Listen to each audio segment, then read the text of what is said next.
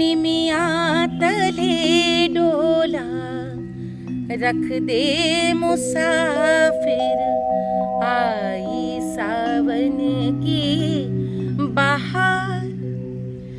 नमस्कार, मैं हूँ मालिनी अवस्थी और आप मुझे देख रहे हैं मालिनी की पाठशाला में, जहाँ पर मैं आपको भारतीय लोक संस्कृति की अद्भुत ज्ञान परंपरा का साक्षात्कार कराती हूँ। और आज हम बात करने वाले हैं एक ऐसे वृक्ष के बारे में जो हमारे घर, हमारे आंगन, हमारी परवरिश, हमारी संस्कृति का अभिन्न अंग है, और वो है नीम का पेड़।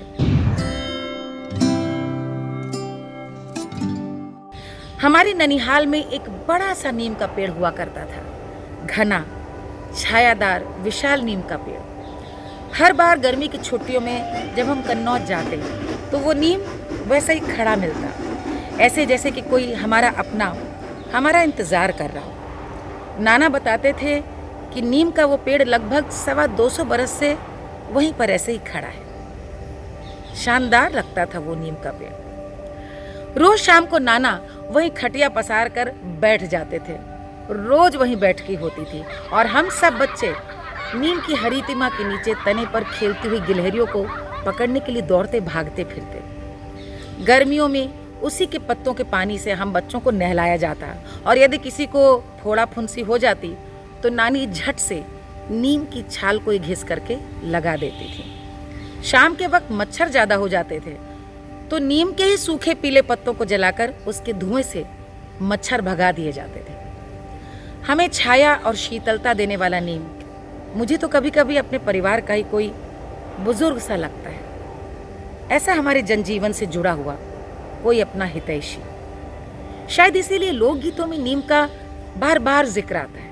एक गीत में घर से विदा होती हुई बिटिया पिता से कहती हुई जाती है, बाबा नीम का पेड़ मत काटना।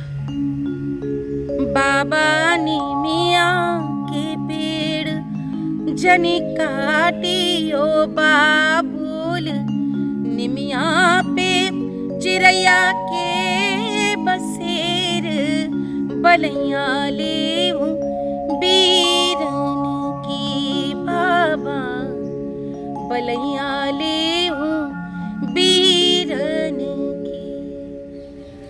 यानी कि बाबा नीम का पेड़ मत काटना, क्योंकि नीम चिड़ियों का बसेरा है।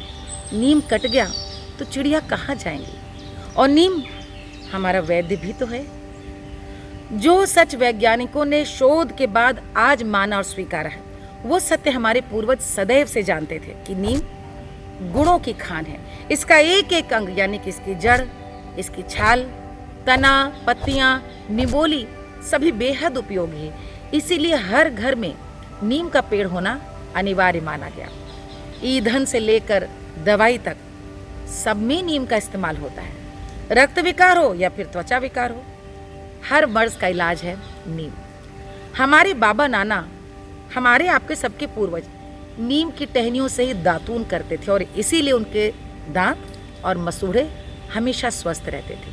नीम की पत्तियों में भी अद्भुत कीटनाशक शक्ति होती है। आपने ध्यान दिया होगा कि कपड़ों में और अनाज में नीम की पत्तियों को रखा जाता है ताकि कीड़े न लगे। जनजातीय समाज में ये विश्वास है कि नीम के वृक्ष में शीतला मैया का वास है। जब पचरा गाती हुई रोगी के स्वस्थ होने की मंगल कामना करती हुई हमारी माएँ और बहनों के सुर कान में पड़ते हैं तो मन भीग भीग जाता है। निमिया के डारी मैया, डारी री हिंडोलवारे मैया, झूली झूली ना कि मैया मोरी गावेली, कितिया की झूली झूली ना कि मैया मोरी गावेली। इसीलिए शीतला यानी कि चेचक के प्रकोप के समय नीम की टहनी से हवा करना, ये शीतला की शांति के लिए जरूरी है। चेचक के रोगी के सिरहाने रखा हुआ जल रोज नीम के वृक्ष में डाला जाता है। ये माना जाता है कि जितनी शीतलता वृक्ष को मिलेगी उतनी ही रोगी को मिलेगी और उसका शारीरिक कष्ट दूर हो जाएगा। एक और पुरानी परंपरा है, हर वर्ष चैत में नीम के सफेद फूल झड़ते हैं। ये फूल सभी को खिलाए जाने का रिवाज है कि साल भर सभी निरोगी रहें। ये तो सच बात है कि नीम कड़वी होती है, लेकिन औषधि सदैव कड़वी होती है तभी फायदा करती है। एक पारंपरिक धोबिया में भी इसको हम उस उपमा को ऐसे सुनते हैं, अरे निमिया के कौड़िया तब ही निकला गए जब नीम कौड़ी होए कि मालिक जब नीम कौड़ी हो। नीम एक ऐसा पेड़ है जो किसी भी प्रकार के पानी, कैसी भी मिट्टी में जी जाता है, पनप जाता है। अपनी जीवंतता और उपयोगिता के कारण गांव में एक भी घर आंगन आपको ऐसा नहीं मिलेगा जहां नीम का पेड़ ना हो। लोक जीवन से इसी जुड़ाव के कारण नीम की भरपूर उपस्थिति भारतीय संस्कृति में दिखती है।